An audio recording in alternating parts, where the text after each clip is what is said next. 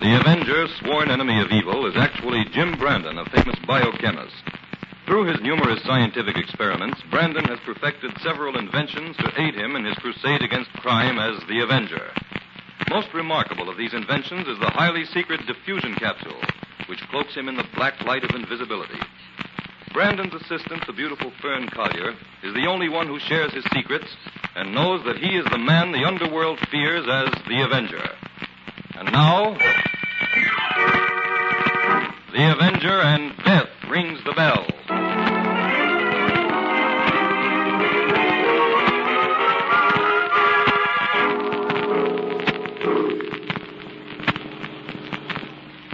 I'll drop you and Fern off at your office, Jim. Okay, Inspector. Thanks for taking us to lunch, Inspector. Hey, you're welcome, Fern. Oh, say, Inspector, I have those chemical reports ready on the Hadley case. You can pick them up if you want to. Good, I'll do that. Oh, look, there must be a big fire somewhere.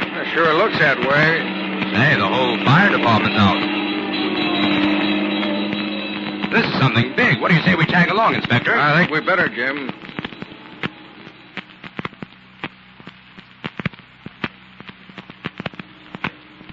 There it is. That big tenement house at the end of the block. Why, they'll never be able to save that. It's going up like tinder.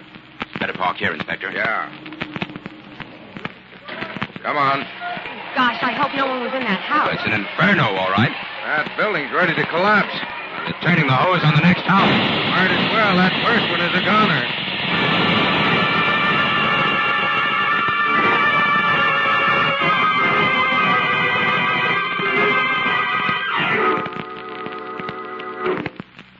Now that the firemen have pulled out and I've sent Fern back to the office, how about giving me the lowdown on why you're hanging around here, Inspector? Well, Jim, this tenement house belonged to a man by the name of Roy Wade.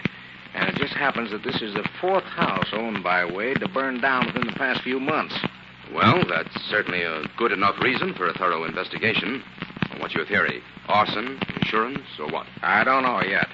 But in two of those other fires, a light was lost.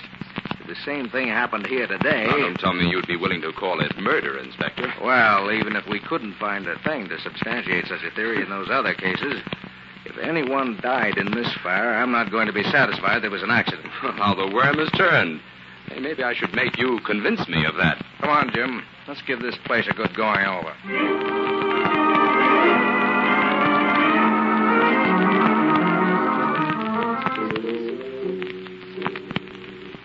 Jim, here's a complete medical report on the remains of that body we found in the fire. Who was it, Inspector? An old recluse by the name of Adam Tanner. He'd lived in that house of Roy Wade's for almost 20 years, but the important thing is that Tanner was dead hours before that fire broke out. Oh, I thought so. Yeah, the doctor says he was killed by a blow on the head at least 4 hours before the fire started. Well, I suppose you've called in Wade for questioning. Yeah, I got him waiting outside. I wanted you to be here when I put him on the grill. Fine, bring him in. Right. Okay, Wade, in here. Now, listen here, Inspector. What's the idea of having me picked up like a common criminal? If you had some questions to ask me, why didn't you Sit just... down, Wade. Mr. Brandon and I will ask the questions. This happens to be a murder investigation. Murder? Whose murder? Adam Tanner's your tenant. He didn't die in that fire. He was killed beforehand. Well, that's too bad. I didn't have any use for He Tanner, didn't but... like you either. Now, during the past year, he wrote several letters of complaint to the Board of Health about the rundown condition of that house of yours he lived in. Tanner was a crank and a troublemaker. Always behind in his rent, too. And it wasn't because he didn't have the money. He had plenty. Do you have any idea who might have killed Tanner? No. I only saw him once a month. Oh, when did you see him last? About a week ago. Was that when you threatened to have him put out? Well, yes. We had an argument. What are you two getting at? Do you think I killed Tanner? We're not ready to bring any charges yet, Wade. But there's no doubt about it. Tanner's murder puts you in a bad spot. That's only your opinion, Inspector. I'm in no spot. All right, take a look at the facts, Wade. Within 5 months, 4 heavily insured houses belonging to you have burned down. 3 lives were lost in those fires, and we can prove that at least one of those persons was murdered. Well, you can stack up those facts any way you want to, Inspector. I am getting a lawyer, and I won't answer any more questions unless he tells me to. And the next time time you bring me down here, you'd better have a warrant for me or you'll be in trouble.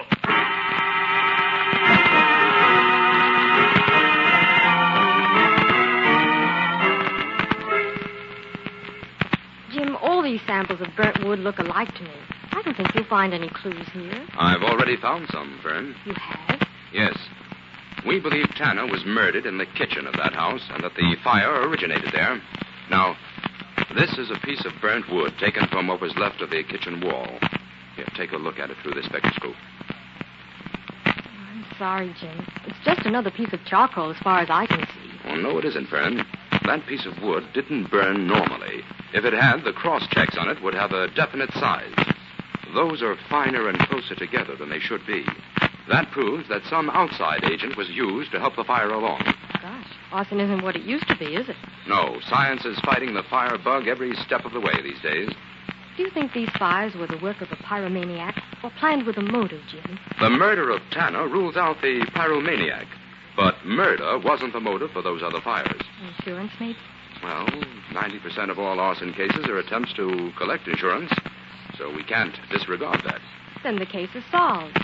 Roy Wade was the only person who stood to gain anything by all those fires. Now, what, may I ask, did he have to gain by murdering Tanner? Why, that's a simple deduction, Jim. This is what happened. Tanner was out. Wade used his passkey to get into the house. He was out in the kitchen preparing everything for the fire when Tanner came in and surprised him.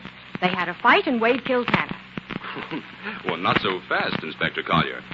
It's been proved that Tanner was killed 4 hours before the fire broke out. Well, Wade was terrified. After he killed Tanner, he fled. When his terror wore off, he realized that he could destroy all evidence of the murder merely by setting fire to the house. He went back and did just that. Okay? No, flimsy. Flimsy? Why? Because so far we haven't been able to place Wade at the scene of the crime. Oh, I'll take it, friend. Hello? Inspector White, Jim. I just wanted to tell you, I've closed the Wade case. You've closed it? Yes, sir. Sewed it up tight. Well, how? I found 2 witnesses who saw Wade leaving Tanner's place a few minutes before the fire broke out. How do you like that? Well, I'll admit that looks bad, but I sent my men out to pick up Wade on suspicion of murder. Let's see him trying to talk himself out of that. Inspector, not so fast. I certainly scooped you on this one, Jim. So long. Inspector! Oh, he hung up. Oh, what was it, Jim?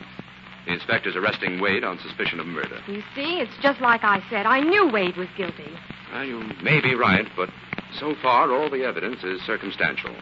And the inspector won't be able to hold Wade long on the strength of it. Well, after all, Jim, there aren't any other suspects. You mean we haven't uncovered any other suspects? Now, that doesn't mean there aren't any. Come on, Fern.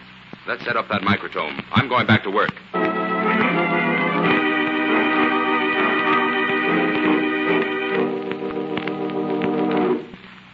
Jim, why are we making a check on all the houses Wade owns?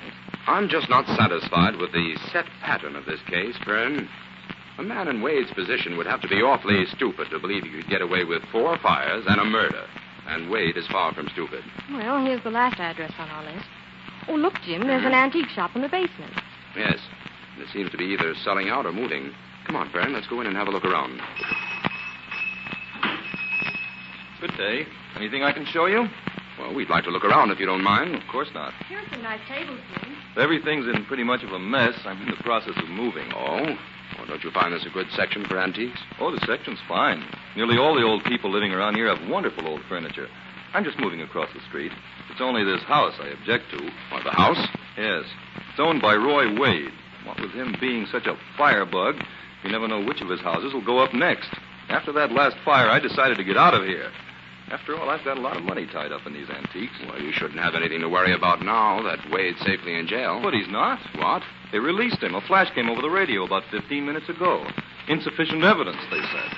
Hello, Mr. Douglas. Hello, Winston. I just dropped in to tell you that I think I finally persuaded Uncle John to sell you a few of those old pieces of furniture you asked me about. Oh, good. Drop around to his house sometime this week and look them over. And see that you offer him a fair price. I'll do that all right. Okay. Well, let me know how you make out with the old boy. I will. Thanks, Winston. Well, who was that young fellow? He looked familiar, but I can't place him. He's Winston Mattern. Old John Mattern's nephew. Oh, yes.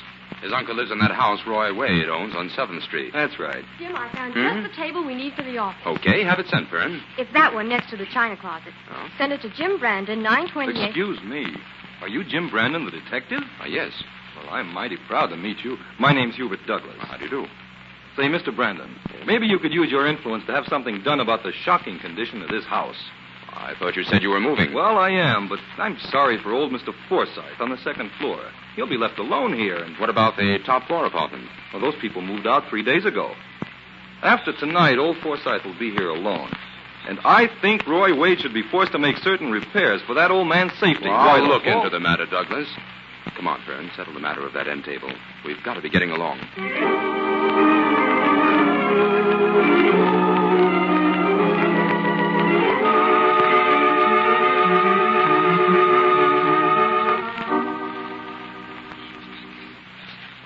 Jim, you had the Board of Health summon Mr. Forsythe for an interview so we could examine this house, didn't you? Well, that's right, Fern.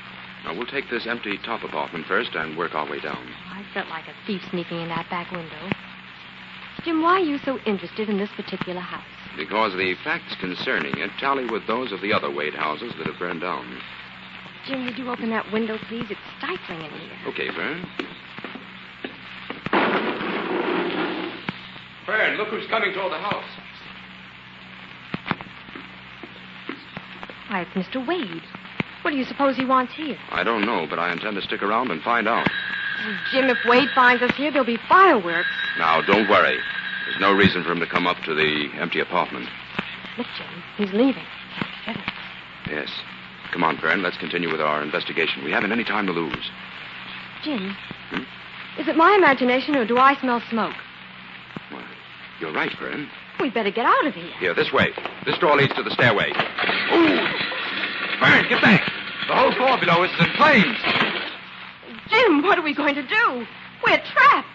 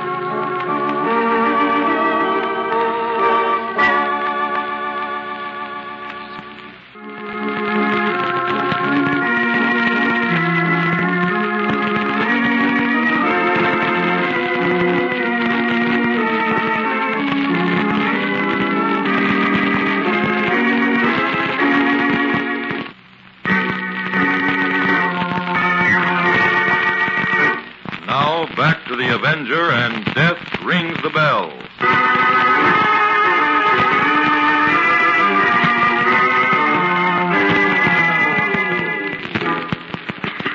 Jim, we can't stay in this room another minute. The whole wall's burning. The engines have arrived, Fern. They'll have the ladder up in no time. He's awful. Fern, over here. That wall's kicking in. Here. Roll it out on the ledge. I'll hold you from the inside. No, I won't go unless you come too. Well, all right. Take hold of my hand and go ahead. Now, hold tight. Jim, this ledge is only a few inches wide. I know. Now, don't look down. Steady now. It'll only be for a minute. They're putting the ladder up. We're perfectly safe. Now, I'm holding on to the window sash. Keep your nerve, Fern. I will, Jim. There. The ladder's right at your feet. Now, I'll steady you while you step onto it. Okay? It's all right. Come on, Jim.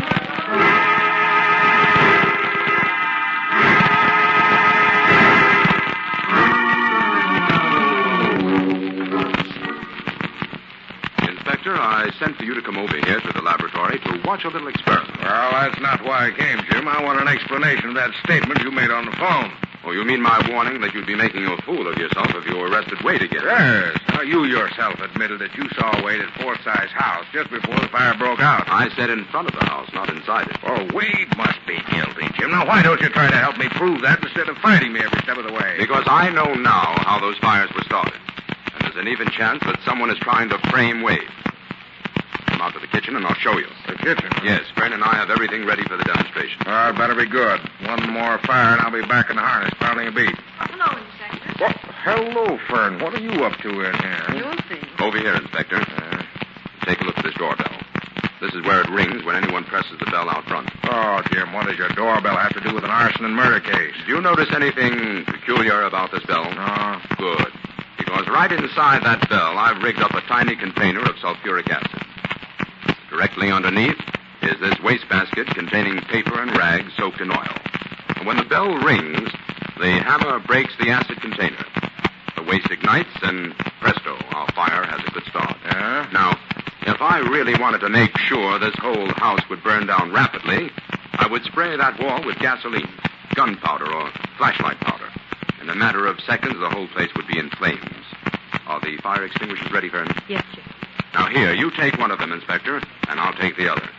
Be ready to put out the blaze in that basket. Okay, Fern. You can go out and ring the bell now. Right, Jim. Well, a case like this, Jim, a perfectly innocent person might press the doorbell and set the fire going. Precisely the point of this demonstration, Inspector.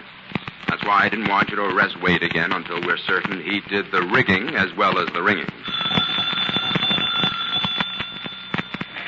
There, how do you like that? Well, I'll... Hurry, Inspector. Get that extinguisher working. I haven't much insurance.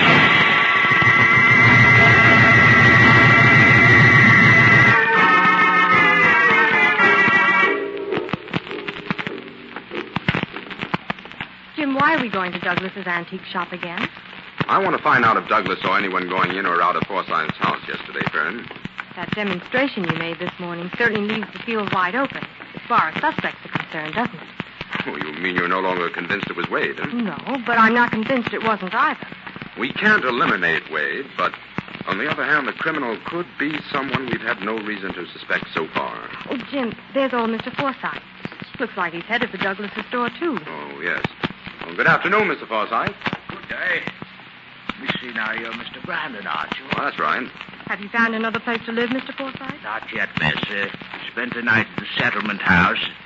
Everything I had went up in that fire. Oh, that's terrible. Oh, yes, everything. Even my wife's antique jewelry. I'd held on to it all these years through thick and thin. And then... Was it valuable jewelry, Mr. Forsythe? Oh, yes, indeed it was. Mr. Douglas offered me $2,000 for it more than once, but I could never bring myself to sell it. Oh, here's Mr. Douglas's shop. Are you coming in? Oh, yes. He's the only friend I have. The only one who's ever bothered to be very kind to me. Oh, Mr. Douglas, it's Forsythe. Be right with you. Oh, he has some wonderful old furniture here, hasn't he? Often bought old pieces from Hello me. there. Oh, Mr. Brandon. Good afternoon, Douglas. oh, Douglas, I came in to see if you could let me have some of that old furniture back I sold you. I thought maybe I could rent a little room someplace, you see. Oh, I'm sorry, Mr. Forsythe. All that furniture has been sold. Oh, that's too bad. I was hoping... Now, look, Mr. Forsythe, I have a little room on the second floor that I don't use. Why don't you stay there for the time being, That's very kind of you, Douglas. Don't mention it. Go up now and take a look at it. It's right at the head of the stairs. All right. I won't impose on your kindness long. I'll try to find someplace. Now, Mr. Brandon?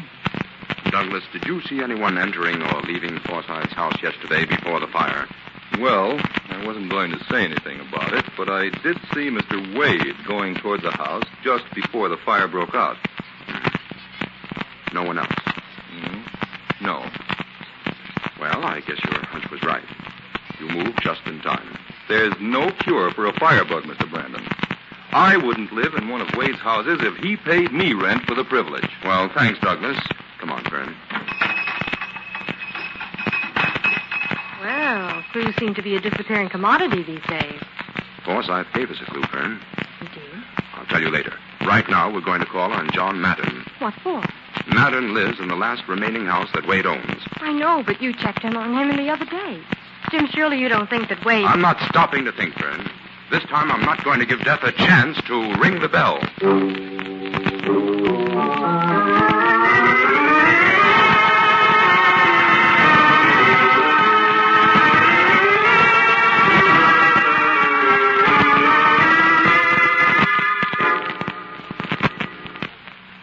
Well, there's old John Madden's house, Jim. He doesn't live in that big place all alone, does he? Yes. His nephew Winston has an apartment on the other side of town. I'm going to use the knocker on this door just to play safe. Jim, you don't think Wade intends to burn down this lovely old house, do you? No, Fern, I never said any such thing. What do you want, please? You're Winston, John Madden's nephew, aren't you? That's right. Oh, I saw you in Douglas' shop the other day. I suppose Douglas sent you to pick up the furniture he bought. That's it, there in the hall. Oh, Mr. Douglas did buy that furniture from your uncle then. Well, of course. Say, aren't you from Douglas? No. Where is your uncle? Uncle John was taken ill last night. He's in the hospital. May we come in, please? I'm Jim Brandon, connected with the police department. Well, what do you want? I'm busy packing. I'm taking Uncle John to live with me. We're coming in. Step aside. Step aside. Come on, friend. Well, Now, Winston, what's wrong with your uncle? I don't know. There's something he ate, the doctor said. Anyway, it's none of your business. Are you moving your uncle's things out of here with or without his consent? Now, this is a private matter. I don't like your attitude, Brandon. Get out of here. No tobacco without a warrant. Okay. That's the way you want it. Well, Mr. Brandon, I think that is what is known as the bum's rush. Uh-huh. Fern, go back to the office and call the inspector. Tell him to stand by for a call from me. Okay. Jim, it's that nephew, isn't it? He's the guilty one. You'll know everything within a few hours, Fern. Now, run along. What are you going to do, Jim? I've got a date with a firebug as the Avenger.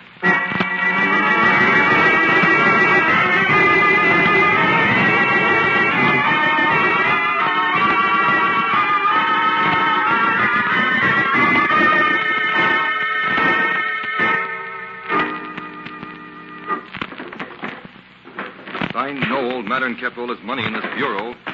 Gotta be here somewhere. What's that? Who's in here? It's the Avenger, Douglas. I've been waiting for you. The Avenger? What do you want here? I've taken the precaution of removing the money and valuables you hope to find in this apartment. I don't know what you're talking about, Avenger. I bought this furniture from Mattern. It belongs to me. You took the furniture you bought out of here an hour ago when Winston went to visit his uncle.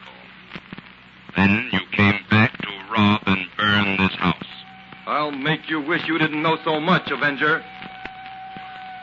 You might as well give up, Douglas. The house is surrounded. Oh, no. I have another plan. When the police ring the bell, they'll set this house afire. We'll be trapped here, Avenger. You'll die with me. You'd prefer death by fire to a trial by jury, Douglas.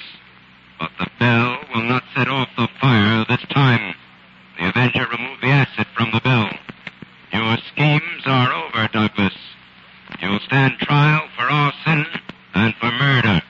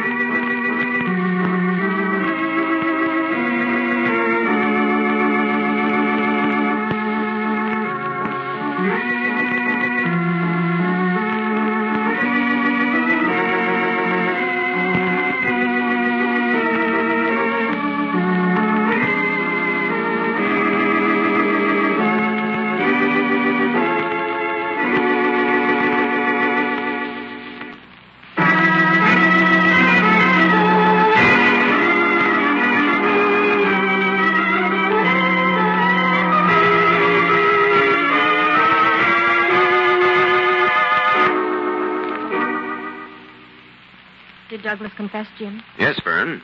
And you were partly right in your deductions about the death of Tanner. Except that I accused Wade instead of Douglas of his murder. Yes. Douglas's motive throughout was robbery.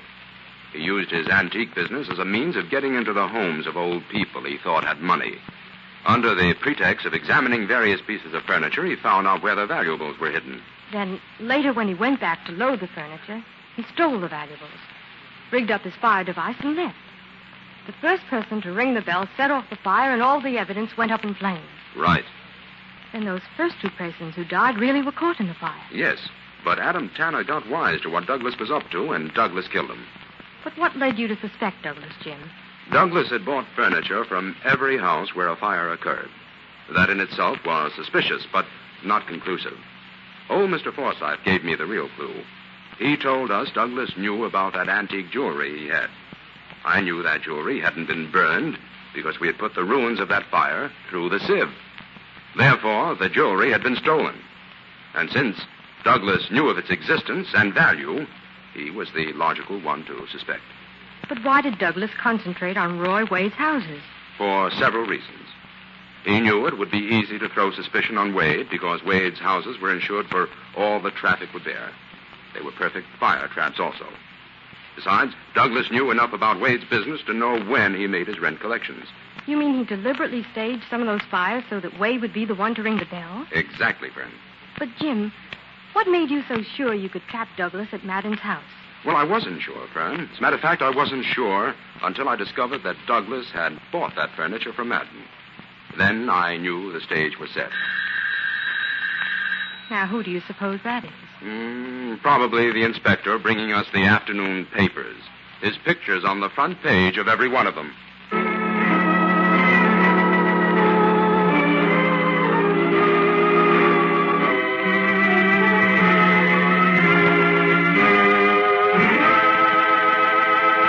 All characters, names, places, and plots used in the Avenger program are fictitious. Any similarity to persons living or dead is purely coincidental.